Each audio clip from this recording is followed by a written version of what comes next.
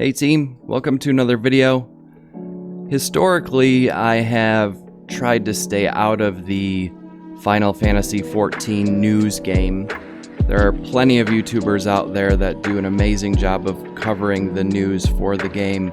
However, in looking at what's available and how big of a deal this 5.2 patch is, I thought I'd put together a bit of a presentation for you. This doesn't cover every minute detail of the patch, however, I'm confident that it covers all of the important bits. So without any further delay, let's get into it. Next Tuesday, we have got the 5.2 patch of Final Fantasy XIV coming out. That is the 18th of February, and it is called Echoes of a Fallen Star. So starting out, I wanted to talk about the main story. The story is going to be a big, epic, lengthy addition to the Shadowbringers story that we have thus far, and I can tell you I'm super pumped about this. If you want to start off the main story, you're going to go and accept the quest Old Enemies, New Threats in Mordona from Kryl. Expect to spend, from what we've been told, a few hours on this, and the cutscenes are going to be quite long, so I'm excited about that, but just something to be aware of. You don't want to start the main story and have to go to work in 30 minutes, that type of thing. We've also got the Chronicles of a New Era questline, and this is where you're going to get into your dungeons and raids and things like that. One of the quests is Ruby Doomsday, and that'll be for the Ruby weapon fights. And for that, you're going to look for the Resistance officer in the locks after you've completed Old Enemies, New Threats. That's a prerequisite for Ruby Doomsday. And this effectively starts off the Sorrow of Werlet questline. We've also got the Eden questline, which is going to be your Eden raids. That starts off with Away with Fairy. And again, you've got to complete Old Enemies, New Threats first. And to start this off, you can go to Amarang and talk to Yalfort. Then you've got the Dark Apocalypse questline. And this starts off with Carnivals and Confrontations. And that you have to have completed either the Heads I Win or Tails You Lose quest lines, those ones where you got to choose between the dwarfs. And there you go to Clusia and you talk to the Dig Site Chief to start that off. Alright, so now that we've gone through kind of the main story and all the little quest lines that you'll have to be cognizant of, I really wanted to break up the rest of the presentation based on what your interests are. Are you a gatherer? Is that your favorite thing to do? If it is, this is an amazing patch for you. Are you a collectible person where you like to collect all of the things in the game? I'm definitely a fan of the collectibles myself, and if it wasn't for all of the things that you can collect, I would not be near as interested in the game, quite frankly. Are you a crafter? Do you love putting recipes together and creating new things and selling them on the market board, that type of thing? Are you really just in it for the fight? Do you like just doing the dungeons and the different battles and trials and raids that are available? Are you just about making Gil? We'll talk a little bit about how to make Gil from this patch. And then I'll address the third-party piece right now, just because I didn't make a separate slide for it. You may have noticed that there's been a lot of news and talk about third-party tools and Square Enix's stance on that. Just keep in mind that they aren't approved. So if you're doing mods or you're adding, damage trackers, ACT, anything like that, just keep in mind that those things are against the terms of service. And you may want to kind of consider that before you use them or as you use them. And the only reason I say that is this continues to get a lot of press, starting off with a very unfortunate event that really kicked off Yoshi P's stance on damage trackers, which, you know, frankly, I agree with, all the way to recently the world first folks having some modification tools that may have helped them get that world first. All right, enough of that stuff. Let's talk about gathering. So for you gatherers, let's talk about where to start and what's new. So first you've got the Qatari Beast Tribe quest line, which is just for gatherers, which I'm pumped about. The last one, the Mughals, was just for crafters, so I'm so glad we got one for us gatherers. And you can start that with the Stewards of Note quest line in Raktika at 2128. You want to go and talk to the concerned mother. Prerequisites for that are you have to have completed the Bearing With It main story quest and the Protectors of the Wood side quest, which is the Great Serpent of Ronka side quest. If you haven't done that, you should definitely do so. It's probably one of the best, if not the best side quest in the game. The final big reward for this beast tribe is a Great Serpent of Ronka mount. So certainly one I'm going to be working on day one. Also for gathering, this is huge, I love fishing, is the introduction of ocean fishing. And in order to start this, you're going to need to do the quest All the Fish in the Sea, which is in Limsa Laminza. And you want to talk to Filsno. Prerequisites here, you just have to be a fisher level 1 and have completed the My First Fishing Rod quest, which is literally the beginning of being a fisher. So if you haven't started fishing yet, this is a great time to get into it. A lot of more information about how ocean fishing will work and to register for ocean fishing can be found with Drysk Thata in the Limsa Laminza lower decks at 313. But basically how this works is every 2 real world hours there's going to be the ability to go ocean fishing. It's a 60-minute timer, so kind of like Eureka, when you go in you'll have 60 minutes to do the ocean fishing. The good news is the bait will be available, the special bait that you'll need will be available on the boat. It's called the Endeavor.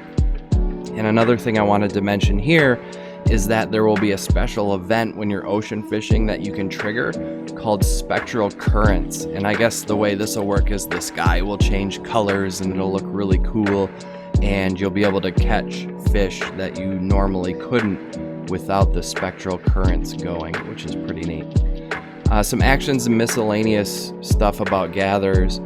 So the Fisher, Patience, and Hook Set actions have had a reduced level requirement. The timer for Patience has been reduced from 2 minutes to 1 minute, and the GP cost for all of these things has been reduced, which will change a little bit kind of how you strategize fishing. Ultimately though, it'll make it an easier thing to do.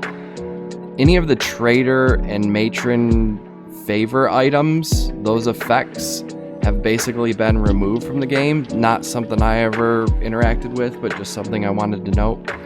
Versatile lures, kind of like the saltwater and freshwater boilies, have been added, and you can get those from the Limsa lower decks or right on the Endeavor. So these types of lures allow you to catch various fish without having to figure out, do I have that right specific lure, which is very cool. New gathering points and items have been added. They're always quite obscure when they talk about that, but just know we're getting a bunch new gathering, fishing, mining, botany, those types of things, gathering points and items. And unfortunately, in the patch notes, I looked through it multiple times, we have not heard anything about the Gatherer's Paradise that Diadem will be turned into. At least not yet. For our crafting folks, there's of course new recipes have been added for crafters. New master recipe books have been added for crafters, which is probably the first thing I'm going to go looking for. I've been saving full stacks of scripts to do so. Regarding materia melding, I want to read this exactly as it's stated in the patch notes.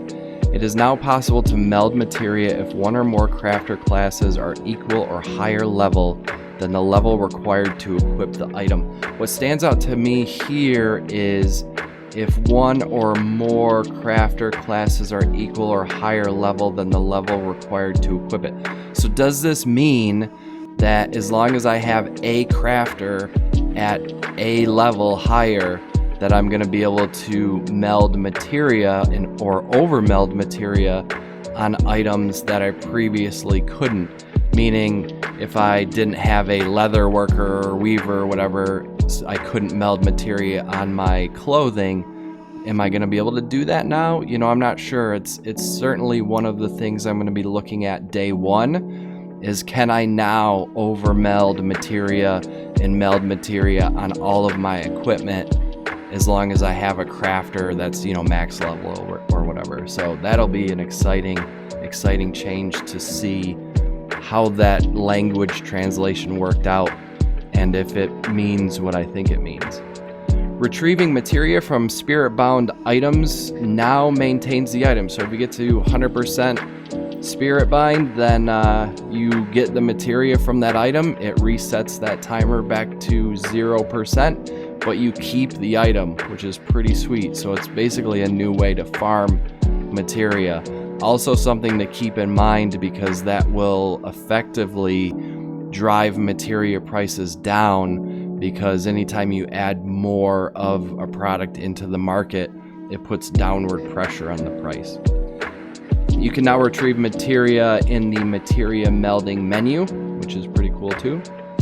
Some action information for crafters. Veneration, which is a level 15 action, it increases the efficiency of synthesis by 50% for 4 steps, which is a pretty cool new action.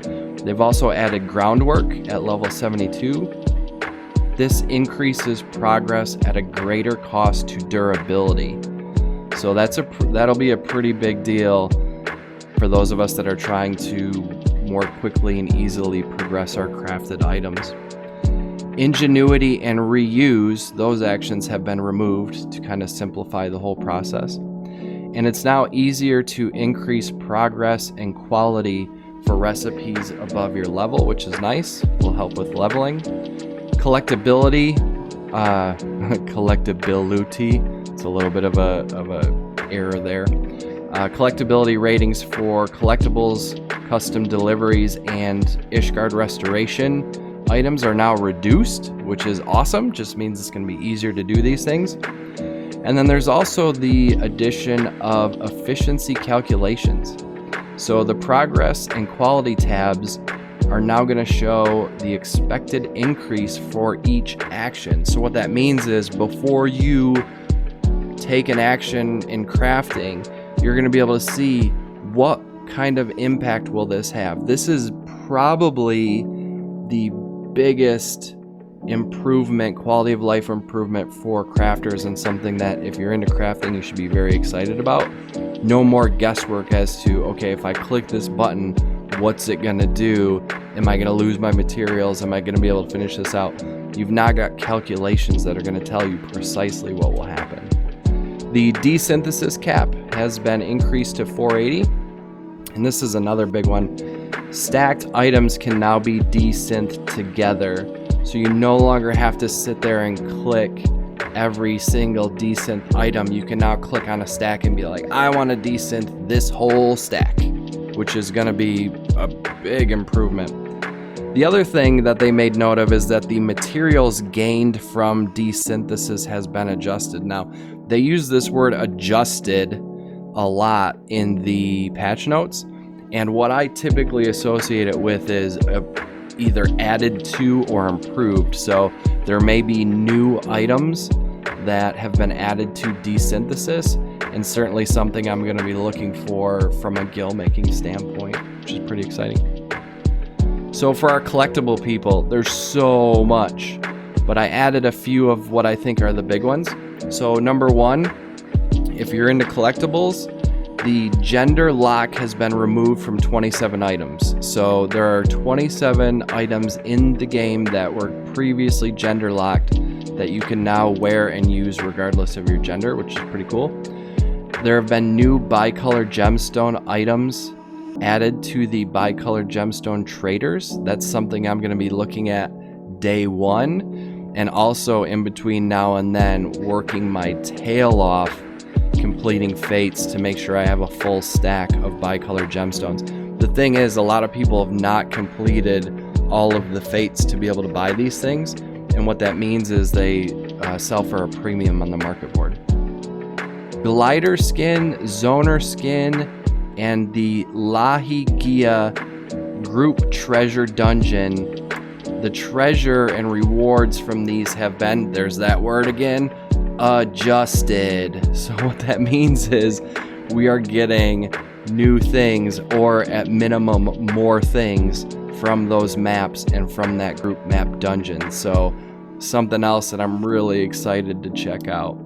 New MGP items have been added to the gold saucer, which is awesome. We've been waiting for that for a long time. New aquarium fish have been added, and one of my favorite things, angler prints. You can now take a fish and you can bring it to a person and you give them your fish and they make a print of that fish. I'll be curious if those can be sold or not, because if they can, I have this dream in my mind where I go and get really difficult fish, I turn them into prints, and I put them on the market board for $1 bazillion. So also something I'm gonna be checking out from a Gil Making strategy. Tons of new housing items. Definitely day one, look at your recipe list if you're a crafter, see what's new that you can make, and there's a ton in there. Some of it came from the design contest award winners, and some were just added by Square Enix. There's a handful of new triple triad cards, and also, here's that word again, Chloe's Wondrous Tales rewards have been adjusted. Now, here's the clue as to why I think adjusted means things have been added, because the rewards for the Wondrous Tales turn-ins, especially the gear, has become extremely outdated. So I feel like what they're going to do is go in there and make those things cool again. And I know for a fact that a lot of those items can be sold. So another place to look for Gil Making. Go get a book, run those things unsynced, get the rewards, and sell them for Gil. New Qatari Beast Tribe rewards, including that Great Serpent of Ronka mount, which is going to be awesome. There's going to be new gear sets from the dungeons, and there's also some new mounts, minions, and bardings that will be collectible. I will take just a moment now and show you some images that we've been provided of those things.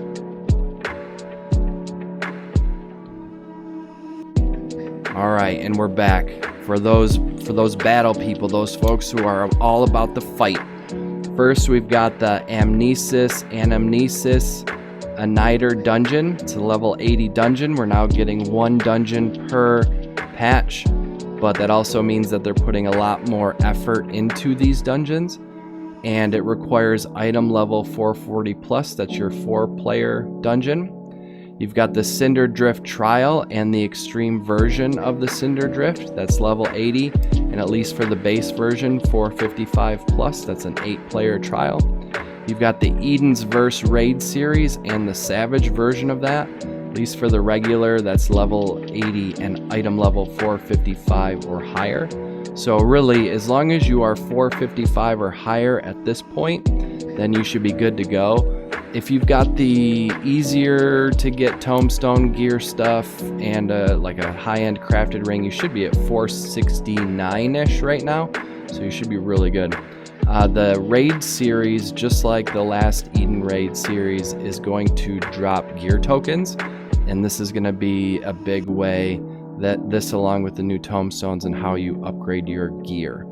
Speaking of tombstones, we're adding a new one. As usual, tombstones of allegory have been added. Gosha have been removed and really just merged with Phantasmagoria. Your allegory tombstones are now the ones that are capped to 450 a week and a 2,000 total cap.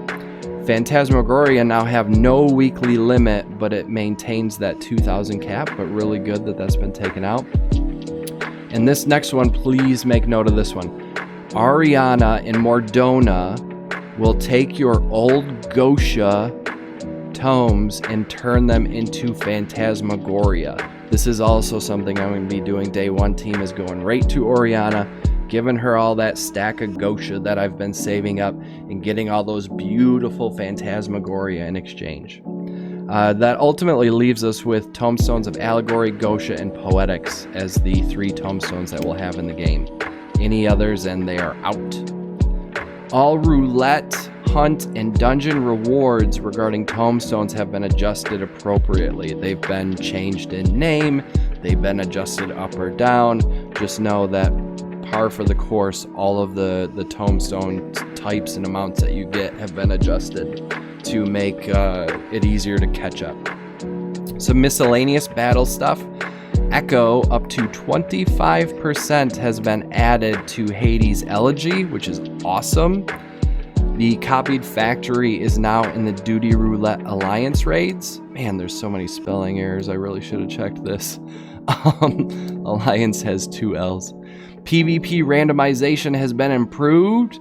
And one more plug for PvP. If you have not tried it, it is not what you think. It is not toxic. It is super fun, at least frontline. Go in there, give it a try, and get all that amazing PvP loot with wolf marks. I didn't see anything in the patch notes, but another place I'll be checking is the PvP vendors to see if we can buy anything new with wolf marks. Way markers. This has been a big news item. Way markers must now be placed outside of combat, which means before combat. The numbers 3 and 4 have been added, but you can now pre-save 5 marker styles in these 5 save slots, so you no longer have to physically place them each time. You can have them saved and ready to go, which is pretty cool. So thank you in advance to all of you out there who put out the markers for us and help us run the dungeons and raids and things like that more effectively. All right, Gil people, this is the big one. I know this is why many of you are probably watching this video and listening to this presentation. Ways to make Gil from this patch. I want you all to keep in mind, please, rule number 1 when it comes to making Gil is know what's going on in the game. So it's a big reason why it's important to know what's coming in this patch. So in order to know what's going on in the game, you're going to have to do a little bit of research at the beginning, day 1, because a lot of the information, a lot of the specifics, they don't give us. But hopefully I will give you some good areas to look to start making Gil. So number 1, kind of a negative thing, but just something to keep in mind from a Gil perspective. You're now going to be charged the tax or fee from buying from the market board even when you're in the same area. This was like a one little sentence thing in the patch notes that got missed by everybody, but this is a big deal. You now really want to consider where you've placed your retainers. If you go to the retainer vocate, you can see which areas have the lowest tax rates. That's a great place to start. But the way I would look at it is have at least one in Limsa Laminza, put all of your, materials and things like that in that, because that's where people server hop to, and that's the go-to for a lot of folks. Any of your higher level items, put them in the low tax areas like Crystarium, things like that. But you really want to start considering where your retainers are in order to be more competitive on the market board, and also be considering where you're buying things from, because now if there's a low tax area like the Crystarium and there's a high tax area like Gridania, and someone's got something for sale in Gridania that's cheaper, it may still be cheaper to buy the other item because of that tax rate. So please, team, keep that in mind as you enter this patch. Going to carbuncleplushie.com and checking which fish work with the aquariums. So it's a great site to go to look at fish timers, but you can also link to the different fish. You can also just Google, Final Fantasy 14 angler.com and look there, but try to check some of the websites early on. They usually have the data updated extremely quickly. see which fish will work with aquariums, start gathering those and selling those, because there are, from the last patch, fish that I sold that were super easy to catch. I sold them for 500, 600K day one, and then by the first week into it, they were worth 20K. So something to consider if you've got a leveled fisher. Find those aquarium fish, figure out what works with aquariums, and start putting those on the market board. Purchase new crafter recipe books and look for new recipes throughout. I'd say this for gatherers too, if there are new gatherer books. I didn't see that in the patch notes, might have missed it, but any of the new crafting or gathering books, buy those and look for which recipes are new throughout. What I mean by that is you may just go right to the higher level stuff, but there may have been recipes added at all different levels. Review the materials for the new recipes. Gather and sell those. Be that middle person. Don't feel like you always have to craft the end product and that's the most profitable. It doesn't always work that way. Often things like treated spruce lumber, if you sell that, you can make more gil than selling the stuff you make with treated spruce lumber. So something to keep in mind. Check each collectible and item you get. Is it sellable? So if I get a minion, or if I get a mount, or if I get some new gear, if I get something cool in a drop, is it sellable? If it is, you might want to consider selling it and getting another one later. And the reason I say that is often, not always, but often, things are much more valuable early on in the patch than they will be later on. So if you get a collectible, don't just crack it open. Go to the market board, see what they're selling for, see if there's any for sale at all. If there's not, put it up for 1,000,000 gil, see what happens. Maybe you'll make that money and you can always get one later again. Consider starting with gil making activities versus the story. Now, one thing here is you do have to get through a certain part in the story to open up the dungeons, things like that. That's totally fine. However, I can tell you the first thing I'm doing day one from the patch is I'm going after making money. So all of these things that I'm talking about are going to be the first things that I do. I'm going to buy materials with my scripts. I'm going to buy the new crafting and, if available, gathering books. I'm going to look at the new recipes. I'm going to gather aquarium fish. These are the things I'm going to do right away to get up on the market board quickly and try to make some gil. And then I will circle back and worry about the story and the dungeons and all that. Make sure to send retainers on the new exploration levels. All of the retainers are going to have new exploration levels that are going to bring back new things. And you know as well as I do, because you are smart, that there's going to be some highly collectible items within those retainer levels. So make sure when you go to your retainers day one, you're not just clicking on go on that same venture. Make sure you click on the higher levels, and if you've got to gear up your retainers, go ahead and do that.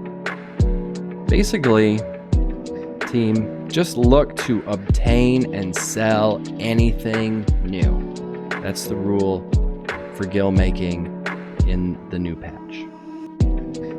All right, some miscellaneous things I wanted to talk about. First, random stuff. They've added fair skies weather now in Lahi Meg, so it won't just be shiny, bright, clear skies all the time. There'll be some change there, which is cool. New aetheryte shard in the Doman Enclave at the docks. Make sure you go and grab that. It'll take you 2 seconds, but it's definitely one you'll just want to add to your repertoire. There's 13 new Game Plus chapters that have been added, if that's your thing. There's also a new Leap of Faith map that's in the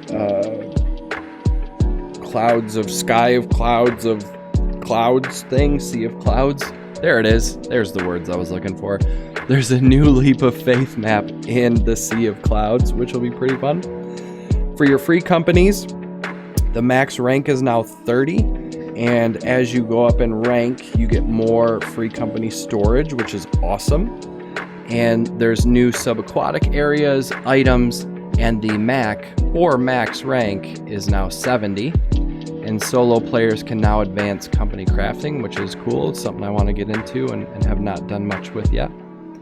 Some miscellaneous stuff regarding housing. Wards 19 through 21 are now available to purchase by anyone. So if you have been struggling to find a house, day one is a good time to look for housing, because those wards will be opened up beyond just free company, and what that will do is it will create movement within the housing market. Tons of new furnishings have been added, bazillions of new furnishings. I will show a few pictures of those now while I talk through the rest of this. All raw mannequins are now available. They weren't before. New orchestrion roles have been added, and they've also added and updated categories in the orchestrion player, which will make it easier to sort and view through your orchestrion roles or your songs that are available. There are new flowers, there's new aquarium fish, and the angler prints that we talked about. And there's also the addition of under renovation and concert hall for estate tag. So some miscellaneous housing updates there that are pretty important to make note of. All right. That is it, team. That is what I wanted to talk through with 5.2. If you've got anything that I missed that you think is important, anything that you want to know more about, any questions that you have, please put them in the comments below. Also, team, if you've made it this far in the video and you're not, please consider subscribing to the channel. Having and seeing our subscribers grow is ultimately what motivates Mirala and I to make more videos, to add more content. So please, if you could hit that subscribe button, I would greatly appreciate you.